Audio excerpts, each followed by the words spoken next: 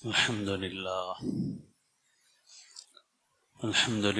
نحمده ونستعينه ونستغفره ونؤمن به ونتوكل عليه ونعوذ بالله من شرور أنفسنا ومن سيئات أعمالنا من يهد الله فلا مضل له ومن يضلل فلا هادي له نشهد أن لا إله إلا الله وحده لا شريك له ونشهد أن سيدنا ونبينا ومولانا محمدا عبده ورسوله صلى الله تعالى عليه وعلى آله وأصحابه وأتباعه وأزواجه وذرياته وبارك وسلم تسليما كثيرا كثيرا أما بعد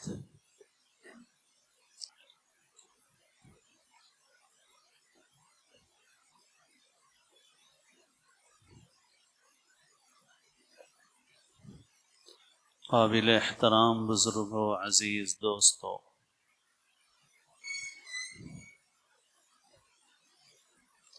مسلمان کے لیے سب سے اہم چیز علم کا حاصل کرنا ہے۔ رسول اللہ صلی اللہ علیہ وسلم نے اپنے متعلق فرمایا کہ انما بعثت معلما، کہ میں معلم بنا کر بھیجا گیا۔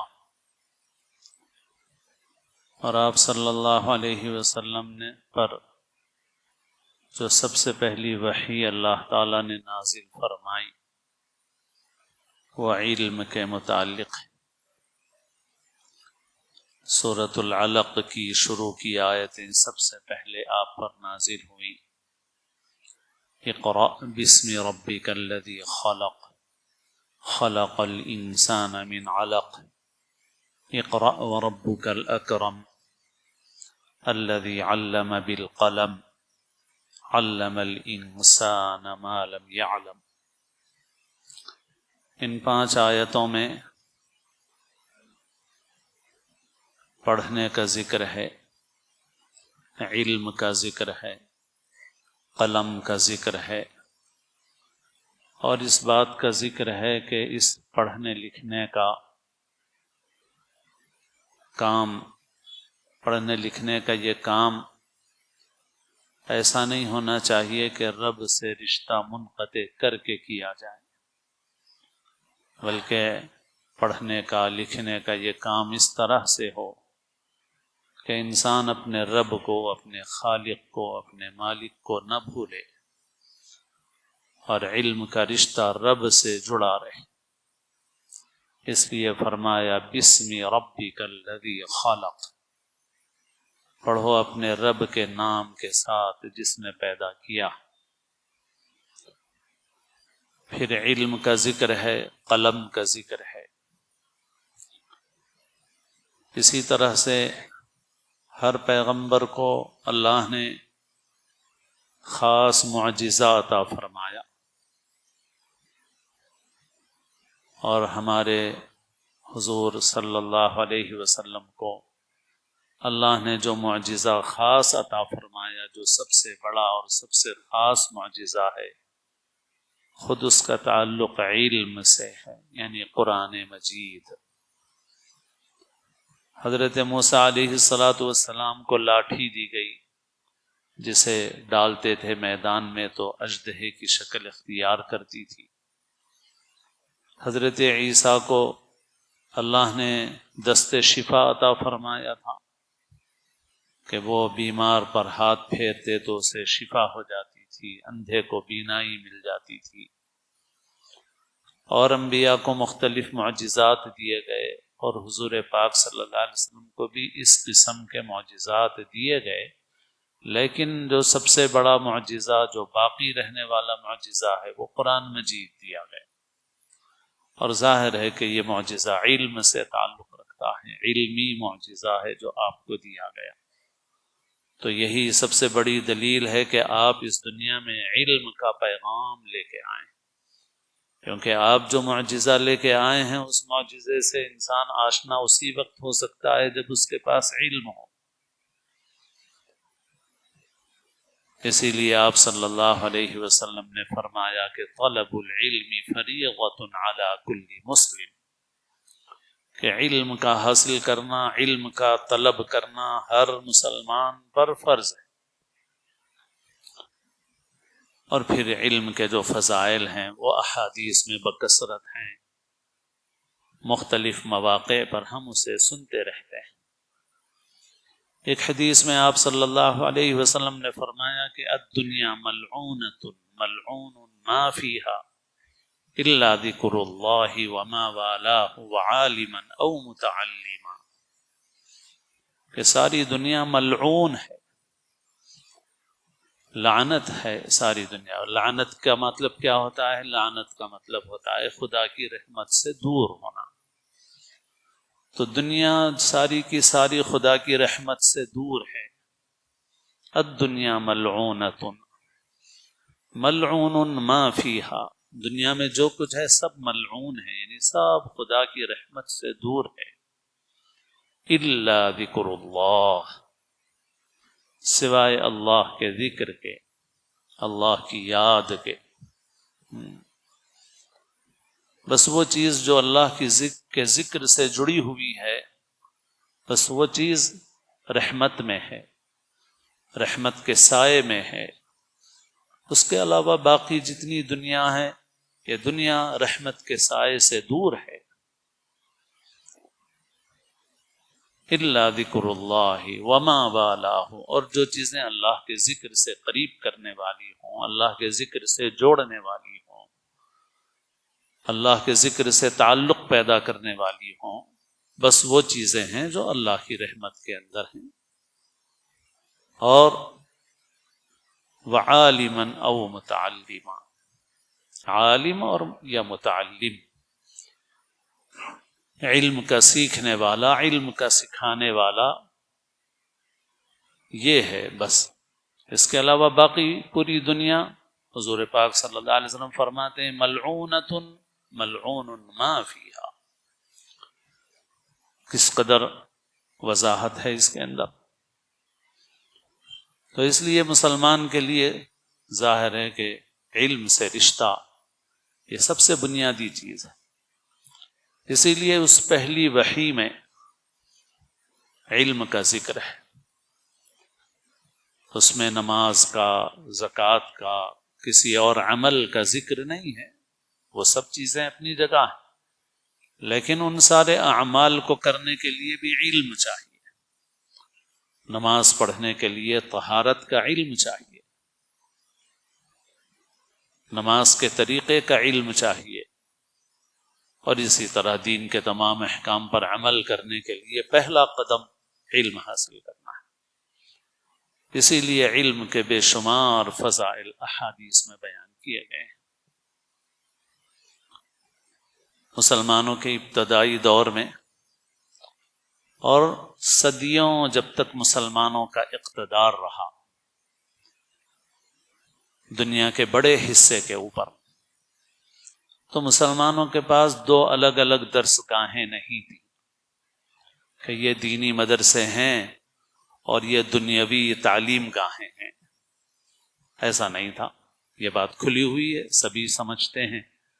پڑھنے لکھنے والے لوگ بہت اچھی طرح باخبر ہیں کہ مسلمانوں کی تاریخ پڑھی جائے تو مسلمانوں کے اس پورے دور میں آپ کو ایسا نہیں ملے گا کہ بھائی خلفائے راشدین کے زمانے میں، تابعین کے زمانے میں، تبع تابعین کے زمانے میں، عباسی خلفاء کے دور میں، ہارون رشید کے زمانے میں، کہ بھئی یہ مدرسے الگ ہوتے تھے، دین کے مدرسے، اور یہ دنیاوی تعلیم کے ادارے الگ ہوتے تھے۔ ایسا آپ کو کہیں نہیں ملے گا، صدیاں گزری ہیں اسی طرح سے۔ اور جہاں پر بھی مسلمانوں کا اقتدار مضبوطی کے ساتھ رہا ہے، وہاں مسلمانوں کے اپنے علم کے ادارے ہوتے تھے، اور ان علم کے اداروں میں سب سے بنیادی چیز مسلمان اپنے دین کا علم حاصل کرتا تھا، ان چیزوں کا علم حاصل کرتا تھا جس سے وہ سچا پکا مسلمان بنے، اللہ کا بندہ بن کر زندگی گزارے، حلال حرام سے واقف ہو، صحیح غلط کی تمیز اس کے اندر پیدا ہو۔ پھر اس کے ساتھ جو دنیا کے علوم و فنون تھے، دنیا کی ضرورتیں تھیں، وہ بھی ان درسگاہوں میں کوئی منع نہیں تھی، ان کے اوپر کوئی روک نہیں تھی کہ بھئی یہ نہیں سیکھ سکتے، آپ یہ چیز حاصل نہیں کر سکتے، ایسا بالکل نہیں تھا۔ یہی وجہ ہے کہ ان صدیوں میں جتنی سائنسی ترقیاں دنیا میں ہوتی رہی ہیں، ان کے اندر سب سے پیش مسلمان تھے۔ چنانچہ ابھی بھی جو بڑے بڑے سائنسداں ماضی کے کہلاتے ہیں، وہ مسلمان کہلاتے ہیں۔ ان لوگوں کے نام کچھ بدل سے گئے، انگریزی نام ہو گئے، تو لوگوں کو بعضوں کے متعلق یہ بھی پتہ نہیں ہے کہ یہ مسلمان تھے یا غیر مسلم تھے۔ تو بہرحال مسلمان تھے، اور مسلمانوں نے دنیاوی اعتبار سے بھی فنون کے اندر، سائنس کے اندر مسلمانوں نے ترقی کی۔ پھر اس کے بعد ایک وقت آیا کہ ہماری شامت اعمال سے ہمارا عروج زوال سے دوچار ہو گیا، اور پھر علم کا وہ ذخیرہ جو ہمارے پاس تھا وہ دوسروں کے پاس منتقل ہو گیا، پھر اقتدار اور اختیار بھی ہمارے ہاتھوں سے نکلتا گیا، اور مجموعی طور پر دنیا میں ہم مغلوب ہو گئے، ہمارے اعمال کی وجہ سے، ہمارے گناہوں کی وجہ سے۔ پھر دنیا کے بہت سے حصوں میں مسلمانوں کی حکومتیں آج بھی ہیں، لیکن چونکہ عالمی اعتبار سے غلبہ ان لوگوں کا ہو گیا ہے جو غیر مسلم ہیں، یہود ہیں، نصارہ ہیں، تو ان کا طرز زندگی غالب آ گیا ہے، اور ذرائع ابلاغ بھی اس زمانے میں ایسے ہو گئے ہیں کہ جس کے نتیجے میں ہر چیز ہر جگہ پہنچ جاتی ہے، اور دنیا ایک گاؤں کی شکل اختیار کر گئی ہے۔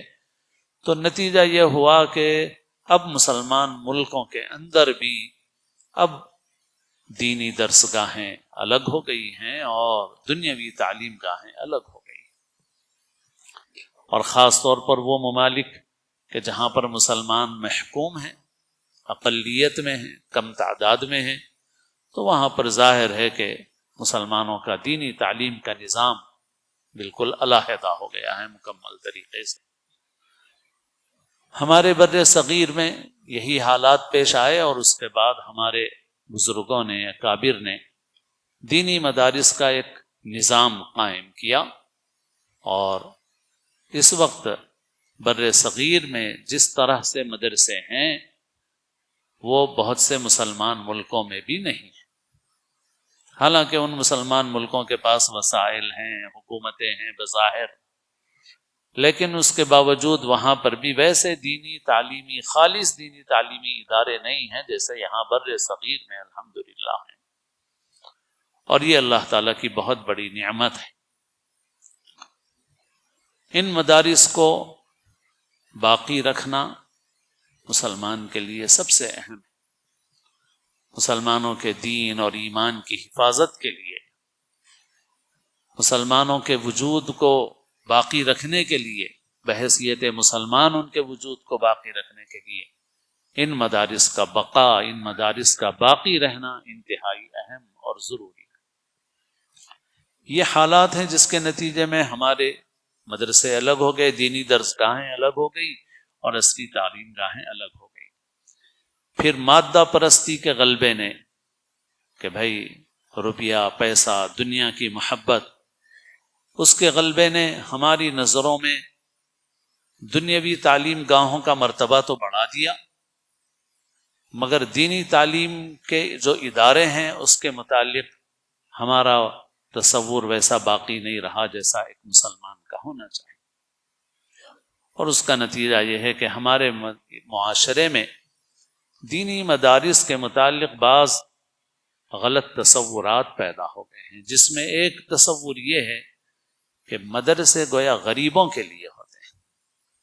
مدرسے غریبوں کے لیے نہیں ہیں، مدرسہ ہر مسلمان کی ضرورت ہے، جیسے غریب کی ضرورت ہے ویسے امیر کی ضرورت ہے۔ مالدار ترین انسان ہو کوئی، وہ بھی محتاج ہے، اس کی بھی ضرورت ہے مدرسہ، اگر مسلمان باقی رہنا ہے۔ مدرسے غریبوں کے نہیں، مدرسے ہر مسلمان کے ہیں، مدرسہ ہر مسلمان کی ضرورت ہے، لیکن ایک تصور ہمارے معاشرے میں ایسا ہو گیا۔ ہاں بے شک ایسا ہوا کہ بھائی بڑی تعداد میں غربا مساکین ان مدرسوں سے جڑے، اور ان کا علمی اعتبار سے بھی ان کی سطح بلند ہوئی، دینی اعتبار سے بھی بلند ہوئی، لیکن ایسا نہیں ہے کہ مدرسے صرف غریبوں کے لیے ہیں، مدرسے سب کے لیے ہیں، اور مدرسہ ہر مسلمان کی ضرورت ہے۔ اور اس وقت جو حالات چل رہے ہیں، ان حالات کے اندر تو ان مدرسوں کی اور مکاتب کی اہمیت اور بڑھتی جا رہی ہے، ورنہ ہماری آنے والی نسلوں کے دین کی اور ایمان کی حفاظت نہیں ہو سکے۔ ابھی 10-15 دن پہلے ایک نوجوان جو مکاتب کا کام کرتے ہیں اور ان کا تعلق شمال سے ہے، یہاں آئے تھے مہمان کے طور پر، اور ہمارے شہر سے 50 کلومیٹر دور کے علاقے میں انہوں نے مکاتب کا دورہ کیا، شہر میں بھی اور شہر سے 50 کلومیٹر دور، اور انہوں نے مجھے بعض بچوں کے کلپس دیے ہیں کہ وہ بچے، انہوں نے جا کر مکتب میں پڑھنے والے بچوں سے پوچھا کہ آپ لوگ کس اسکول میں پڑھتے ہیں؟ فلاں اسکول میں۔ پریئر میں کیا ہوتا ہے، یعنی اسمبلی جب ہوتی ہے تو اس وقت کیا پڑھتے ہیں، کیا پڑھاتے ہیں آپ؟ تو بچوں نے جو سنایا وہ میرے فون میں موجود ہے۔ خالص شرک، ایک دیوی ہے جس سے علم کا سوال کیا جا رہا ہے، اور وہ بچے خالص مشرکانہ کلمات اتنی روانی کے ساتھ اور بہترین پڑھ رہے ہیں کہ بس جتنا افسوس کیا جائے کم ہے۔ مسلمان کا بچہ ہے مگر خالصتاً مشرکانہ کلمات پڑھ رہا، اور وہ کلمات اسمبلی میں یہ بچے نہ صرف پڑھ رہے ہیں بلکہ بعض اوقات انہی بچوں سے پڑھوایا جا رہا ہے۔ اسی وجہ سے مکاتب کی لائن سے کام کرنے والے ایک عالم دین جو اس میدان میں کام کرتے ہیں، مہاراشٹرا سے تعلق رکھتے ہیں، ایک مرتبہ تشریف لائے تھے تو کہنے لگے کہ اس وقت حالات ایسے ہیں کہ مسلمانوں کو جیسے وہ اسکولوں پر، کالجوں پر، فل ٹائم کے تعلیمی اداروں پر جیسے خرچ کر رہے ہیں، اسی معیار سے ان کو اپنے پارٹ ٹائم جزوی مکاتب پر اپنا مال خرچ کرنا پڑے گا اگر ان کو اپنے بچوں کا ایمان بچانا ہو۔ یہ کمزور سے مکاتب یہ کام نہیں آئیں گے ہمارے بچوں کو بچانے کے لیے، کیونکہ ایمان کے خلاف جو طوفان ہے، جو آندھی ہے، وہ اتنی تیز ہے کہ اس کا مقابلہ یہ معمولی درجے کے مکاتب سے نہیں ہو سکے گا۔ ان مکاتب کا ہر اعتبار سے معیار بلند کرنا ہے، تعلیم کے اعتبار سے، ظاہری اعتبار سے، اور اس کے اندر باصلاحیت اساتذہ کو رکھنا ہے، اور اس کے لیے وہ مالیہ کافی نہیں ہے جو مالیہ امت خرچ کر رہی ہے۔ تو بہرحال جو حالات ہیں وہ حالات تو اس کی ضرورت کو اور بڑھا رہے ہیں۔ اب ہم اپنے اطراف دیکھ رہے ہیں، بہت سے ہاسٹل اقلیتوں کے لیے قائم کیے گئے، لیکن جو مسلمان بچے وہاں پڑھ رہے ہیں ان کی تربیت پوری وہ لوگ کر رہے ہیں جو شرک کے داعی ہیں۔ ہمارے بچوں سے روزانہ صبح سے شام تک کے اسکول میں بچے یہ کر کے آ رہے ہیں، تو 24 گھنٹے جس ہاسٹل میں رہ رہے ہیں وہاں بچوں سے کیا کیا کروایا جا رہا ہے۔ تو موجودہ حالات تو ایسے ہیں کہ ان حالات میں ہمیں اور بھی زیادہ مدارس کے نظام کو، مکاتب کے نظام کو مضبوط کرنے کی ضرورت ہے۔ اب یہ مدرسے والے محنتیں کرتے ہیں، اور 100 بچے مدرسے میں ہیں، ان 100 بچوں پر اگر 3000 روپے ماہانہ خرچ ہوتا ہے تو ہر بچے کے سرپرست سے یہ بولا جا سکتا ہے کہ بھائی جاؤ تم کہیں سے مانگ کے لاؤ، ہم تو اس کے بغیر نہیں پڑھا سکتے، لیکن مدرسے والے ذمہ داری لے لیتے ہیں، جو دیتا ہے اس سے لے لیتے ہیں، جو نہیں دیتا ہے اس کی ذمہ داری لے لیتے ہیں کہ بھائی تمہارے لیے چندہ ہم کریں گے۔ تو پھر یہ مدرسے والے پھرتے ہیں اور جگہ جگہ جاتے ہیں اور پھر ہر وقت چندہ کر کے لاتے ہیں اور ان بچوں کو پڑھاتے ہیں۔ تو یہ ایک نظام ہے جو امت کی ضرورت کی وجہ سے کیا جا رہا ہے، اور جن لوگوں کو اللہ نے توفیق دی ہے وہ اپنی بہت ساری چیزیں قربان کر کے اس کام کو انجام دے رہے ہیں۔ تو بہرحال یہ جو تصور ہے بنیادی طور پہ کہ مدرسہ غریبوں کا نہیں، مدرسہ ہر مسلمان کی ضرورت، اور مدارس، مکاتب، ہاسٹل کے ساتھ، بغیر ہاسٹل کے، اقامتی، غیر اقامتی، فل ٹائم، پارٹ ٹائم، ہر قسم کے مدارس اور مکاتب اس وقت امت کی شدید ترین ضرورت ہے۔ اور ایسے ہی ایک تصور یہ ہے کہ بھئی بہت سے لوگ مدرسوں سے استفادہ کرتے ہیں مگر اپنا خرچ پورا نہیں دیتے، جبکہ ان کے پاس مالی استطاعت ہوتی ہے اس بات کی کہ وہ پورا خرچ ادا کر سکیں۔ تو ظاہر ہے کہ مدرسے اس لیے نہیں ہیں۔ آپ مالدار ہیں، آپ کا بچہ اسکول میں جاتا ہے تو آپ لاکھوں روپے کی فیس ادا کرتے ہیں، آپ مدرسے میں جائیں گے تو 500 روپے کیوں دیں گے آپ کے بچے پر اگر 2000 خرچ ہوتا ہے تو 2000 دینا چاہیے آپ کو، 4000 خرچ ہوتا ہے 4000 دینا چاہیے۔ یہ تھوڑی ہے کہ مدرسہ ایسی چیز ہے کہ صاحب آپ اسکول جانے والے پہ تو آپ لاکھوں روپے خرچ کریں گے اور مدرسہ تو آپ 500 روپے کی فیس کا مدرسہ۔ یہ کیوں؟ آپ اگر مالدار ہیں اور آپ نے اگر مدرسے میں جتنا خرچ بچے کے اوپر ہوتا ہے پورا نہیں دیا تو گویا آپ نے زکوٰۃ اور چندے کے پیسے سے فائدہ اٹھایا۔ تو زکوٰۃ اور چندے کے پیسے سے فائدہ اٹھانا آپ کے لیے جائز اور درست نہیں ہے۔ اسی وجہ سے جو مدرسے اچھے ہیں ان مدرسوں کے اندر سرپرستوں کو، بچوں کو باضابطہ کہا جاتا ہے کہ بھئی دیکھو اگر آپ مستحق ہیں تو ٹھیک ہے آپ مدد لو، آپ اگر مستحق نہیں ہیں تو جو جتنا خرچ آتا ہے پورا خرچ آپ کو برداشت کرنا چاہیے۔ گجرات میں ایک بہت اچھا مدرسہ ہے، چند سال پہلے میری حاضری ہوئی تھی، 800 ساڑھے 800 بچے تھے اس وقت۔ وہاں کے جو ناظم صاحب ہیں انہوں نے کہا کہ ہمارے پاس جو بچے پڑھتے ہیں اس میں سے 60% بچے وہ ہیں جو اپنے پورے اخراجات دیتے ہیں۔ وہ مدرسہ گجرات کا ہے، میں خود حاضر بھی ہوا ہوں وہاں پہ، بہت اچھا مدرسہ ہے۔ انہوں نے کہا 60%۔ لوگ مجھ سے پوچھتے ہیں، وہ چندہ کرتے ہیں، باہر بھی جاتے ہیں، گجراتی لوگ ماشاءاللہ پوری دنیا میں تجارت کرتے ہیں، تو لوگ مجھ سے پوچھتے ہیں چندہ کیوں کر رہے ہیں؟ تو میں کہتا ہوں میں یہ 60% کے لیے نہیں کر رہا ہوں، 40% کے لیے چندہ کر رہا ہوں۔ باقی 60% ہمارے پاس وہ ہیں جو اپنا خرچ پورا کا پورا دیتے ہیں۔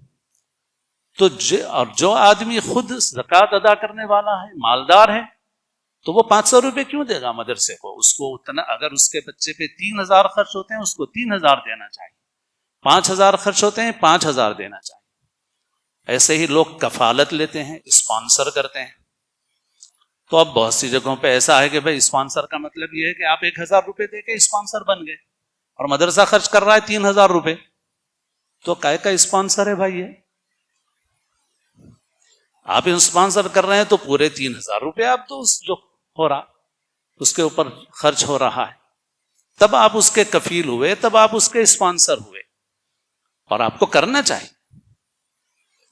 بہت سے لوگ زکوٰۃ کے پیسے سے کفالت کرتے ہیں، تو اگر وہ بچہ بڑا ہے، مستحق زکوٰۃ ہے، تو زکوٰۃ کے پیسے سے کفالت کیجیے، نہیں ہے تو آپ اپنے عام پیسوں سے کفالت کیجیے، اور کرنا چاہیے آپ کو اپنا مال لگانا چاہیے۔ ابھی تھوڑے دن پہلے ایک مدرسہ میری نگرانی میں آیا، فیس کی وصولی کا نظام ہی نہیں، ایسا ڈھیلا نظام کہ گویا مدرسہ مفت کا ہی ہے۔ تو مجھے خود ماحول بنانا پڑا وہاں پہ، اور ماحول بنانا پڑا، میں نے کہا نہیں بھائی یہ نہیں۔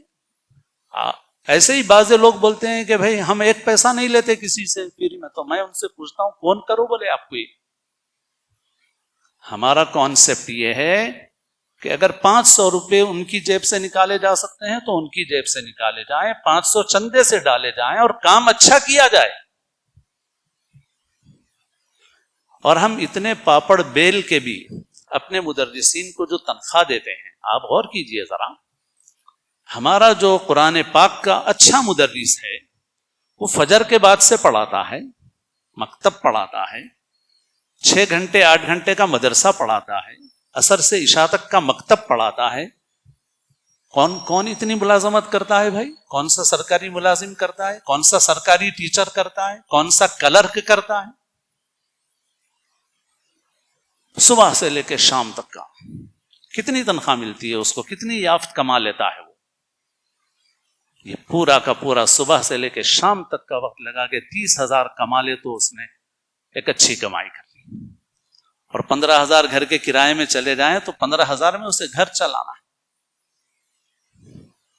پھر بھی آپ کی آنکھوں میں چبھتے ہیں یہ، آپ کے دل میں کانٹا بنے ہوئے ہیں یہ. ہم اگر اچھی سے اچھی بھی دے رہے ہیں تو 8 گھنٹے میں اس کو 21,000 20,000 22,000 23,000 اور پورا فجر سے لے کے عشاء تک لگا کے وہ 30,000 کے آس پاس کماتا ہے. 10 سے 15,000 اس کے گھر کے کرائے میں چلے گئے تو اس کا گھر کیسے چلے گا؟